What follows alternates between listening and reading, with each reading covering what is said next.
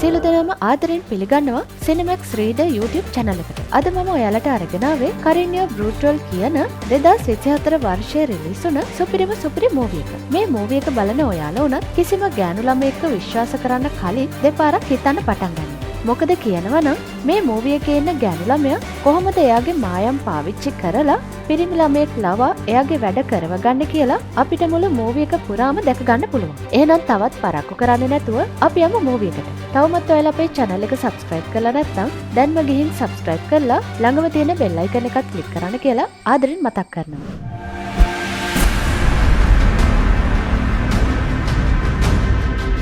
Movie එකේ මුලටම අපිට Shaun කියලා පිරිමි ළමයෙක්ව පෙන්නනවා.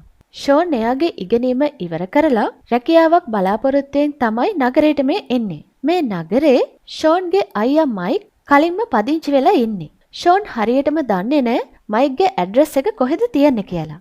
ඉතින් ෂෝන් මග දිගටම මයික්ගේ ඇඩ්‍රස් එක මිනිස්සුන්ගෙන් අහගෙන තමයි එන්නේ. ඔන්න අන්තිමේදී ෂෝන්ට පුළුවන් වෙනවා මයික්ගේ ගේ හොයාගන්න. ෂෝන් මයික්ගේ ගෙදර බෙල් එක ප්ලේ කරාම මයික්ගේ ගෙදර වැඩට ඉන්න මරීනා කියන කෙනා තමයි ගේට් එක අරින්නේ. ඊළඟට මරීනා ෂෝන්ව ගේ ඇතුළට එක්කන් යනවා. මල්ලිව දැක්ක ගමන් මයික් ෂෝන්ගෙන් සමාව ඉල්ලනවා.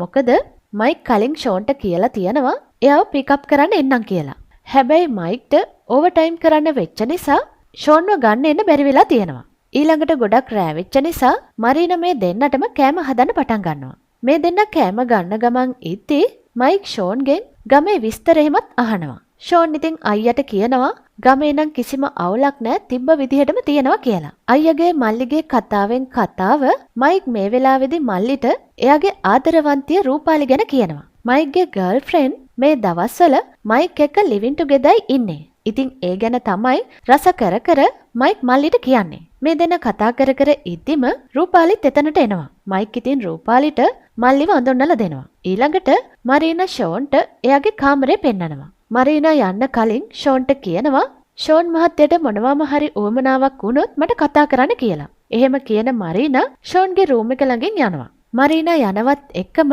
ෂෝන්ට එහා කාමරෙන් සද්ද වගේක් ඇහෙන්න පටන් ගන්නවා. ඒ මොකද කියනවා නම් එයාගේ අයියා මයිකුයි රූපාලි එකට එකතු වෙන ගමනේ ඉන්නේ. මයික්ටයි රූපාලිටයි ගානක්වත් නැහැ මල්ලි එහා කාමරේ ඉන්නවා කියලාවත්. ඒ තරම් සද්දෙන් තමයි එයාලා දෙන්න එකට එකතු වෙන්නේ. මේ දෙන්නගේ මේ සද්ද බද්ද ඇහෙන එකෙන් ෂෝන්ටත් ඉවස ගන්න බැරි වෙනවා. ඉතින් ෂෝන්ටත් ඉවසගෙන ඉන්න බැරිම තැන එයා එයාගේම විදිහට එයාගේ හැඟීම් පිට කරලා දානවා. හැබැයි ෂෝන් දන්නේ නැහැ මේක මරීනත් පිටිපස්සේ ඉඳලා බලාගෙන ඉන්නවා කියලා. මරීනා හොඳටම ලැජ්ජ වෙනවා මේක දැකලා. ඉතින් මරීනා කිසිම සද්දයක් නොකර ටිෂු රෝල් එකක් ෂෝන්ගේ රූම් එකෙන් තියලා හිමීට සද්ද නොකරම යන්න යනවා. ඔන්න ඊළඟ දවසේ උදේම මයික් ෂෝන්ව එයාලගේ ගෙදර ළඟ තියෙන රෙස්ටොරන්ට් එකකට එක්කන් යනවා බ්‍රෙක්ෆාස්ට් ගන්න. මයික් මේ වෙලාවේදී ෂෝන්ට කියනවා මල්ලි ඔයා කලබල වෙන්න එපා මං තව ටික දවසකින් ඔයාට ජොබ් එක රෙඩි කරලා දෙන්නම් කියලා. ඒ වගේම මයික් ෂෝන්ට කියනවා ජොබ් එක ලැබෙනකන් ඔයාට පුළුවන් නගරේ ඇවිදලා බලන්න කියලා. ඉතින් කෑම කාලා මේ දෙන්න එළියට එද්දිම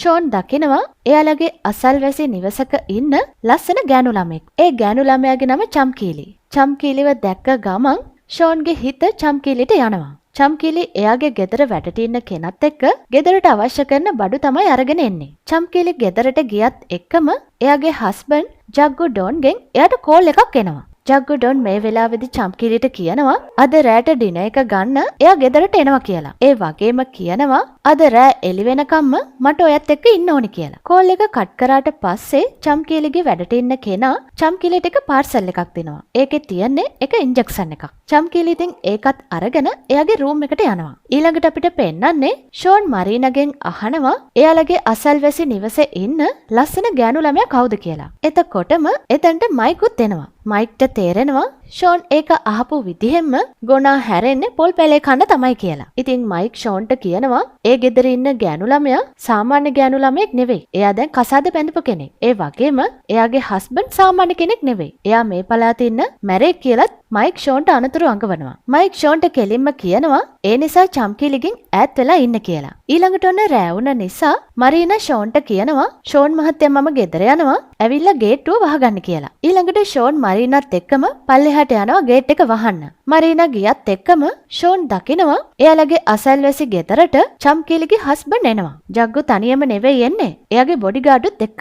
ෂෝන් දකිනවා ජග්ගු කෙලින්ම ගෙදරට යනවා. ජග්ගු ගෙදරට ආපු ගමන් චම්කීලි ජග්ගුට කියනවා එන්න අපි රෑට කන්න යමු කියලා. හැබැයි ජග්ගු නම් ඉන්නේ වෙන මූඩ් එකක. එයා කෙලින්ම චම්කීලිව අරගෙන උඩ තට්ටුවට යනවා. ඊළඟට රූම් එකට ගියපු ගමන් ජග්ගු පටන් ගන්නවා චම්කීලිත් එක්ක එකට ඉන්න. ජග්ගු මේ වෙලාවේදී හැසිරෙන්නේ හරියට නිකන් අවුරුදු ගානකින් එයා චම්කීලිත් එක්ක හිටියේ නෑ වගේ. එයාලගේ වැඩේ ඉවරුණාට පස්සේ චම්කීලි ජග්ගුගෙන් සල්ලි වගේක් ඉල්ලනවා. චම්කීලි ඒකට හේතුව විදිහට කියන්නේ එයාට අම්මට සල්ලි වගේක් යවන්න තියෙනවා කියලා. චම්කීලිගේ මේ කීම අහලා ජග්ගු චම්කීලිට සල්ලි දෙනවා ඒ වෙලාවෙම. මේ වෙලාවේදී චම්කීලි ජග්ගුට කියනවා අනේ ඔයා අද රැට මෙහෙ නතර වෙන්නකෝ කියලා. හැබැයි ජග්ගු ඒක ප්‍රතික්ෂේප කරනවා. මොකද ජග්ගු චම්කීලිව හොයාගෙන මේ ගෙදරට එන්නේ එයාට එයාව අවශ්‍ය වුණාම විතරයි. ඇත්තටම මෙයාලා දෙන්න සැමියයි බිරිඳයි තමයි. හැබැයි ජග්ගුට ඕනේ කරන්නේ චම්කීලිව එයාගේ වැඩේට තියාගන්න විතරයි. ජග්ගු ඒ වෙනුවෙන් චම්කීලිට ලස්සන සැප පහසු ජීවිතයක් දීලා තියෙනවා. ඒ වගේම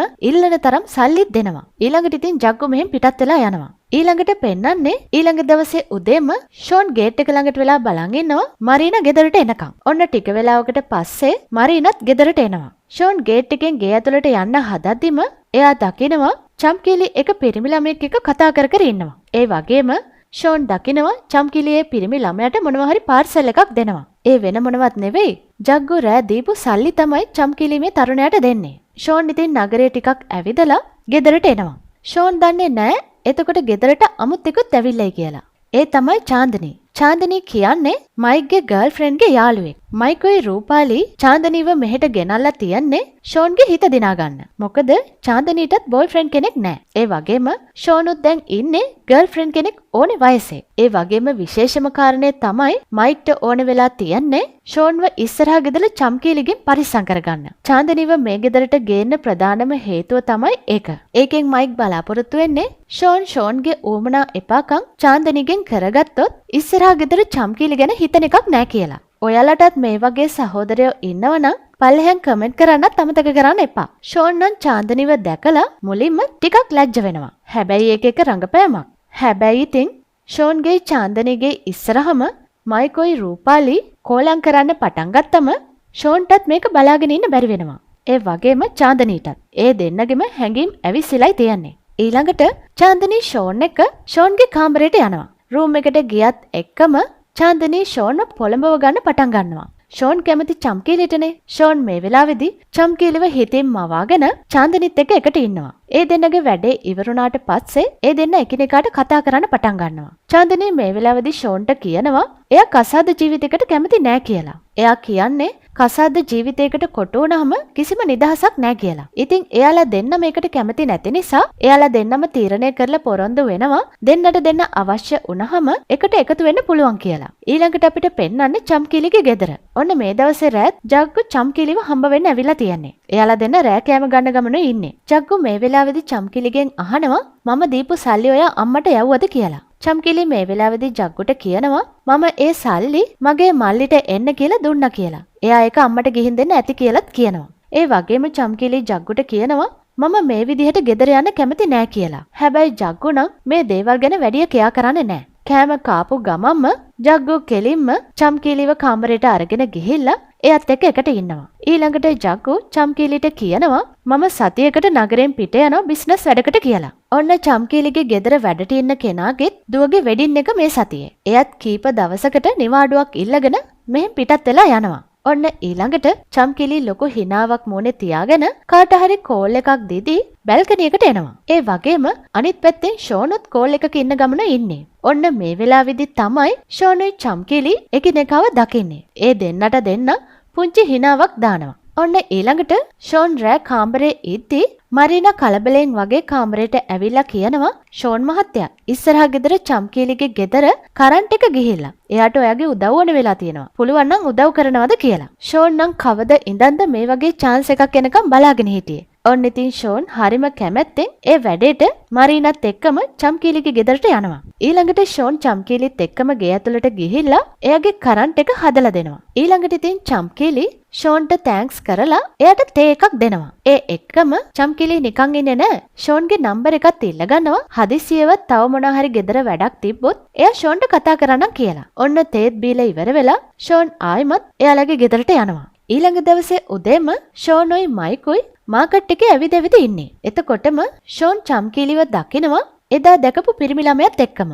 මයිකුත් දන්නේ මේ චම්කීලිගේ සහෝදරයා කියලා. ඉතින් එයත් වැඩිය ගණන් ගන්න නැතුව ඉස්සරහට යනවා. ඔන්න රෑ වුණාම චම්කීලි ආයෙමත් ෂෝන්ට කෝල් එකක් දීලා ගෙදරට ගෙන්න ගන්නවා රෑ කෑමට එන්න කියලා. කෑම කන ගමන් ඉද්දි ෂෝන්ට අර පිරිමි ළමයා ගැන අහන්න හිතෙනවා. ඉතින් එයා චම්කීලිගෙන් අහනවා අද මාකට් එකේදී මං ඔයාව පිරිමි ළමයෙක් එක්ක දැක්කා. ඒ කවුද කියන්න පුළුවන්ද කියලා. චම්කීලි ඉතින් ෂෝන්ට කියනවා ඒ මගේ සහෝදරයා කියලා. චම්කීලි මේ වෙලාවේදී ෂෝන්ට කියනවා මගේ සහෝදරයා කැමති නෑ ජග්ගුගේ ගෙදරට එන්න. ඒ නිසා මම නිතරම එයාව හම්බ වෙන්නේ මේ ගෙදරින් පිටතදී තමයි කියලා. ඔන්න ඉතින් ඊළඟට චම්කීලි පටන් ගන්නවා එයාගේ කතාව කියන්න. ඔයා දන්නවද ෂෝන්? මගේ මහත්තයා ජග්ගු මගේ තරුණකමට තමයි ආදරේ. එයාට ඕනේ වෙලාවදී මාව එයාගේ ළඟට ගන්න විතරයි. මේ දේවල් ෂෝන්ට කිය චම්කීලි අඬන්න පටන් ගන්නවා. මේවා අහගෙන ඉන්න ෂෝන්ට චම්කීලි ගැන අනුකම්පා හිතෙනවා. ෂෝන් ඉතින් චම්කීලිව සනසන්න ටිකක් ළඟට ආවම දෙන්නම ගොඩක් ලං වෙනවා. ඊළඟට චම්කීලි ෂෝන්ව උඩ තියෙන එයාගේ කාමරේටම අරගෙන යනවා. ඊළඟට චම්කීලි විසින්ම මුලින්ම ෂෝන්ව පොළඹව ගන්න පටන් ගන්නවා. ෂෝනුත් ගොඩක් කල ඉඳන් ආසාවෙන් හිටියේ චම්කීලිට. ඉතින් ඒ දෙන්නම ඒ වෙලාවේදී එකට එකතු වෙනවා. එයාලා දෙන්න ගොඩක් සතුටු වෙනවා. ඔන්න ගොඩ දවසකට පස්සේ චම්කීලි ඇත්තම ආදරයෙන් සතුටුනේ අද වගේ දවසක තමයි. මේ දෙන්න කොච්චර සතුටින් ඒ මොහොත ගත කරාද කියනවනම් එයාලා දෙන්න දන්නේ නැහැ. එයාලා දෙන්න දිහා කවුරු හරි බලාගෙන ඉන්නවා කියලාවත්. ඔන්න ඊළඟ දවසේ උදේම ජග්ගු ඩොන් චම්කීලිව හම්බ වෙන්න එනවා. ගෙදරින් එළියේ ජග්ගුගේ බොඩිගාඩ් තනියම ඉන්නවා. එයා තනියම ඉන්නවා දැකලා මරීනා බොඩිගාඩ් ළඟට කිට්ටු කරනවා. මරීනා කතාවෙන් කතාව ඒ බොඩිගාඩ්ට ආරංචියක් තමයි දෙන්නේ. මරීනා මේ වෙලාවේදී කියනවා මේ දවස්වල ඔයාලගේ නෝනයි අපේ ෂෝන් මහත්තයයි ගොඩක් එකට කාලය ගත කරනවා. ඒ වගේම රැට ෂෝන් මහත්තයා චම්කීලිත් එක්කයි ඉන්නේ කියලා. බොඩිගාඩ් මේ වෙලාවේදී මරීනාට කියනවා ඔයා කලබල වෙන්න එපා. අපි මිනිස්සෙක්ව තියලයි තියන්නේ චම්කීලි නෝන ගැන ඇහැ ගහගෙන ඉන්න කියලා. ඔන්න ඒ මුළු දවසෙම ජග්ගු චම්කීලිත් එක්ක දවස ගත කරනවා. ඊළඟට රෑ වෙද්දිම එයා ගෙදරින් පිටත් වෙලා යනවා. ජග්ගු ගියත් එක්කම චම්කීලි ෂෝන්ට කතා කරලා කියනවා එහෙට එන්න කියලා. මොකද චම්කීලි ගොඩක් කැමති ෂෝන් එකට එකතු වෙන්න. මොකද එයා ෂෝන්ගෙන් ලොකු සතුටක් ලැබලා තියෙනවා. ඔන්න මේ දවසේ රෑත් ඒ දෙන්න එකට ඉන්නවා. වැඩේ ඉවරුණාට පස්සේ ෂෝන් චම්කීලිගෙන් ජග්ගු ඩොන් ගැන අහනවා. චම්කීලි මේ වෙලාවේදී ෂෝන්ට අමුතු කතාවක් කියනවා. එයා කියනවා ඔයා දන්නවද ෂෝන්? ජග්ගු හදන්නේ සදහටම මාව මේ ගෙදරින් ඈතකට යවන්න. හැබැයි ඔයා මට සහාය දුන්නොත් අපිට පුළුවන් එයාව නතර කරන්න කියලා. ෂෝන් ඉතින් කිසිම දෙයක් දන්නේ නෑනේ. ෂෝන් චම්කීලියට කියනවා "ඕ පැටියෝ කියන්න මොනවද මගෙන් කෙරෙන්න ඕනේ" කියලා. ඔන්න ඒ වෙලාවෙම එයා ළඟ තියෙන අර ඉන්ජෙක්ෂන් එක පෙන්නලා ෂෝන්ට කියනවා මෙන්න මේ ඉන්ජෙක්ෂන් එක ජග්ගුට ගහලා එයාගෙන් සදහටම සමුගන්න තමයි මට ඕනේ කියලා. මේක අහපු ගමන් ෂෝන් හොඳට බය වෙනවා. ඉතින් ෂෝන් ඉක්මනටම එයාගේ ඇඳුම් ටික දාගෙන එයාලගේ ගෙදරට යනවා. ෂෝන් චම්කීලිගේ ගෙදරින් එනකොටම එළියේ මෙයාලා දෙන්නගෙන ඇහැ ගහගෙන ඉන්න දාපු ජග්ගුගේ මිනිස්සෙක් ෂෝන්ගේ ෆොටෝ එකක් ගන්නවා. ඒ වගේම වීඩියෝ එකකුත්. ඔන්න ඊළඟ දවසේ උදේම ෂෝන් පාරේ ඇවිද ඉන්නකොට ජග්ගුගේ කණ්ඩායමක් ඇවිල්ලා ෂෝන්ව කිඩ්නැප් කරනවා. ඊළඟට ෂෝන්ව එක තැනකට ගෙනහිල්ලා බැඳලා දාලා තියෙනවා. ඊළඟට තරහෙන් ජග්ගු ෂෝන්ගේ ඉස්සරහට එනවා. මේ වෙලාවේදී ජග්ගුට නම් හොඳටම තරහ ගින් තියන්නේ. මොකද එයාගේ වයිෆ් එකට හිටපු කෙනානේ මේ ෂෝන් කියන්නේ. ෂෝන් මේ වෙලාවේදී එයා කරපු දේවල් වලට ජග්ගුගෙන් සමාව ඉල්ලනවා. හැබැයි ජග්ගු නම් ෂෝන්ට සමාවක් දෙන්නේ නැහැ. එයා ෂෝන්ට හොඳටම පහර දෙනවා. ඒ වගේම අන්තිමට ජග්ගු ෂෝන්ට ගන් එකක් පෙන්නලා තර්ජනය කරනවා.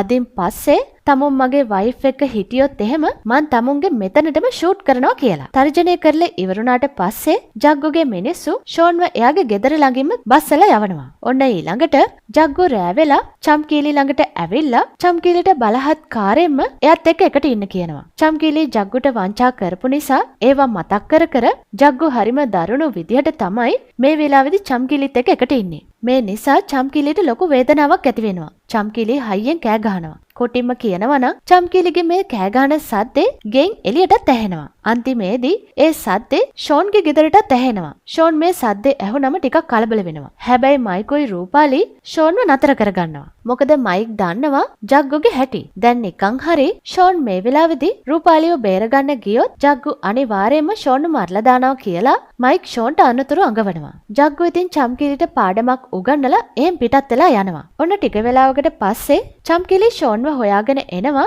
එයාගේ තත්ත්වය කොහොමද කියලා බලන්න. චම්කිලිගේ පෙනුම දැකලා ෂෝන්ට ගොඩක් දුක හිතෙනවා. ඒ වගේම එයා චම්කිලිට කියනවා මං ඔයා කියපු දෙයට එකඟ වෙන්නම් කියලා. ඒ කියන්නේ අර ඉන්ජෙක්ෂන් එක ගහන වැඩේට.